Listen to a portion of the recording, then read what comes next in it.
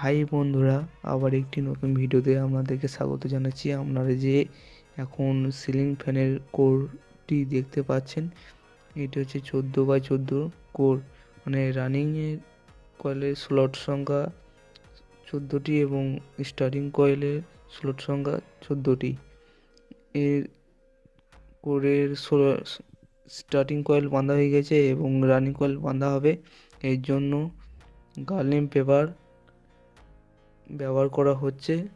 Paper ভরা হয়ে গেছে, এবারে রানিং কয়েল বাঁধা হবে।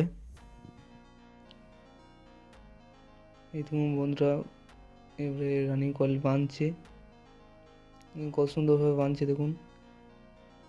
বন্ধুরা, আজকের মতো এখানেই শেষ করছি। আর ভিডিওটি ভালো লাগলে লাইক করবেন এবং চ্যানেলটিকে সাবস্ক্রাইব করবেন এরকম ভিডিও পেতে।